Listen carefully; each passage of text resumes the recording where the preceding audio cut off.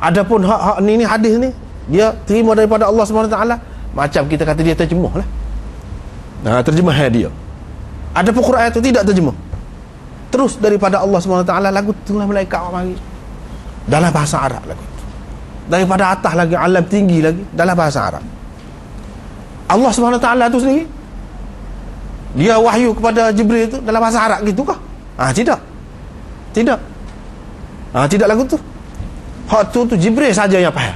Seperti mana kita kata hak peringkat yang kedua tadi, Nabi SAW saja yang faham, orang lain tak faham. Tapi dia boleh terima, dia pun ayat maksud. Jibril pun lagu tu juga. Tidaklah kalam Allah SWT tu dengan arti serupa yang kita baca ni. Tidak. Tetapi begitulah kalau kita nak ayat dalam bahasa manusia ni, gitu.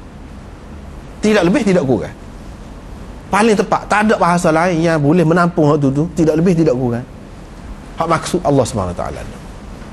Maksud dia tu hanya boleh sampai dalam bahasa Arab, dalam bahasa Quran ni. Itu saja. Maksud dia. Jibril wak mari lagu tu. Adapun hadis tidak lagu tu. Tidak lagu tu.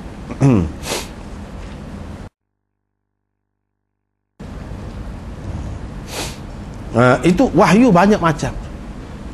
Lepas tu wahyu ni pula ada yang berupa ilham.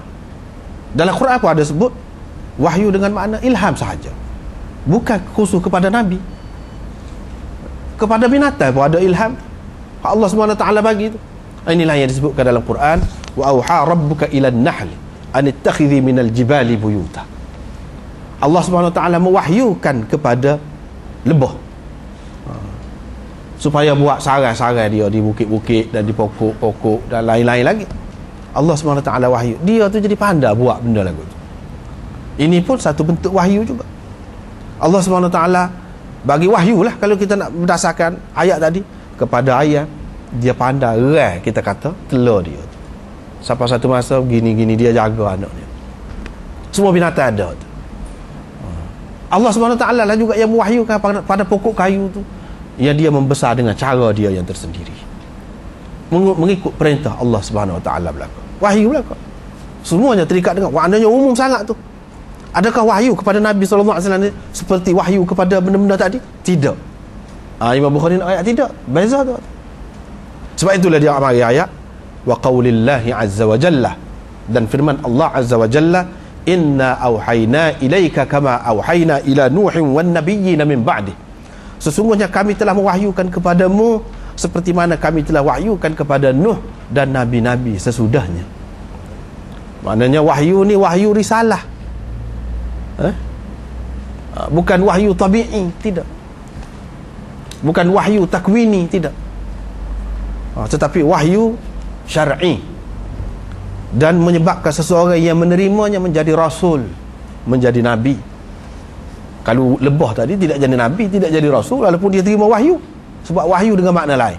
Imam Bukhari nak ceritanya, wahyu kepada Rasulullah ni serupa dengan wahyu kepada Nuh dan nabi-nabi sesudahnya. Bukan seperti wahyu Tuhan kepada lebah ataupun kepada lain-lain. Bukan lagu tu. Maknanya di sini dia nak cerita kedudukan Rasulullah sallallahu alaihi wasallam. Dia adalah seperti nabi-nabi sebelumnya. Wahyu yang sampai kepada dia, wahyu lagu tu, bukan lagu lain. Jadi wahyu lagu tu besar kedudukannya, dan istimewa sangat wahyu itu. Wahyu itulah yang menyelamatkan manusia. Kerana menentang wahyu itulah sesuatu umat tu dibinasakan oleh Allah Subhanahu Wa Taala di sepanjang zaman. Apabila orang turut tu, selamat dia. Apabila tak turut tu, hancur dia. Jadi seseolahnya ini peringatan kepada semua umat, kepada kita semua kau akan datang ni, kepada kafir Quraisy, kau mula-mula sekali kamu kena beringat, ni wahyu ni. Wahyu ni bukan sembarangan. Cuba tengok sejarah Nabi-Nabi dulu, semua orang tahu macam mana akibat dia kalau bantah, kalau langgar, kalau ingkar, macam mana. Kamu pun lagu tu juga. Kalau kamu ikut, selamat. Kadang-kadang tak pernah sabar, kita tak boleh nak fikir tu. Nabi Nuh dengan puak-puak dia tu, hak selamatnya, hak naik atas perahu dia tu. Hak lain semua binasa, hancur. Setelah dia ni berdakwah sekian lama, Walaupun sebelum pada tu orang mengejek, orang menganyi macam-macam lah orang buat, orang memperolok-olokkan Nabi Nuh, tetapi akhirnya yang selamat siapa? Yang ikut, yang naik atas perahu, atas kapal dia. Hak lain semua binasa. Hak ni pun lagu tu juga Nabi SAW. Begitu juga Nabi-Nabi yang lain, apabila umat dia langgar, hancur.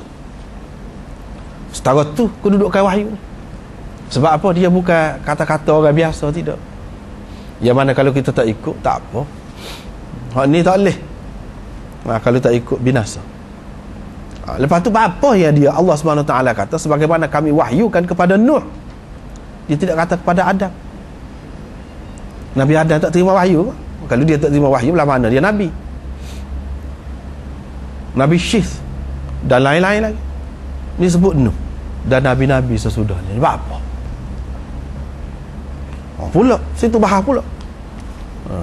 Jadi sebab apa sebut Nuh? Jadi macam-macam lah pendapat ulama. Ada yang mengatakan sebab hak mula-mula sekali binasa kerana ingkar, kerana tolak, menyeluruhlah kebinasaan itu, iaitu bermula daripada Nuh. Ada pun sebelum pada tu tidak, kebinasaan umum tu ataupun bala azab yang umum tu tidak kena walaupun ingkar. Hak mula kenanya kepada umat semua sekali, start daripada Nabi Nuh lah. Jadi hak ni pun dia nak cerita ni, hak Nabi SAW bawa ni jenis lagu tu lah. Jenis yang mana kalau tak terima, hancur semua sekali. Semua sekali. Hak tu bermula daripada Nabi Nuh dalam sejarahnya. Hak lain dah Nabi-Nabi selepas tu, hak mana-mana hancur. Ada pun sebelum pada tu tidak. Hanya berkait dengan peribadi sajalah. Berkait dengan peribadi seperti cerita Habil dengan Qabil tu. Gitu. Tak ada kata kebinasaan umum. Ada juga ulama mengatakan sebab Allah SWT sebut ni, kama auhayna ila nuhin wan nabiyyin min ba'di. Dan Imam Bukhari pun mari ayat ni dia nak ceritanya Rasul hak mula-mula ada dalam hadis akan datang dalam Bukhari ni pun sebut hadis pada mahsyar ni, bila orang semua sudah tak boleh nak tangguh dah seksaan ni, teruk dah. Bapa kita tak cari tok nenek kitanya, pergi kita jumpa dengan Adam, kita jumpa dengan orang ni, kita jumpa dengan orang ni, biar dia minta syafaat lah dengan Allah SWT, biar kita lepas lah daripada suasana ni. Lama dah kita duduk gini, teruk dah. Jadi di situ bila orang pergi kepada Nuh, orang kata engkau adalah Rasul yang pertama, anta awwalur rusul, engkau adalah Rasul yang pertama. Dia sebut Rasul yang pertama, dia tidak sebut Adam. Apakah Nabi Adam itu tidak Rasul? Pula. Jadi ulama kata dia ada maksud tersendiri yang sebut Rasul yang pertama. Maksudnya pengajaran dia itu pengajaran dalam arti yang luas, bukan pengajaran berkait dengan makan minum, soal makan minum, tidak berkenaan dengan takwini ataupun tabi'i, tidak, dia berkait dengan itu. Adapun nabi-nabi, rasul-rasul sebelum Nabi Adam ni, wahyu yang sampai kepada dia itu berkenaan dengan kita nak menanai lagu mana. Dah turun daripada syurga ni, kena makan, lapar, lepas tu makanan kita apa dia nak jadi makanan. Kalau gandum, kalau padi dan sebagainya, kena cucuk tanah dulu. Nak cucuk tanah ni lagu mana? Lepas tu nak masak ni lagu mana? Lepas tu nak masak ni kena guna api tu nak cari mana? Dia di sekitar tu wahyu dia tu, bimbingan ke arah tu, untuk macam mana nak mengembangkan manusia ni. Orang ni kena menikah, boleh menikah adik-beradik pada masa tu pun. Adik-beradik ni adik-beradik lah, mana daripada Adam dengan Hawa tu juga.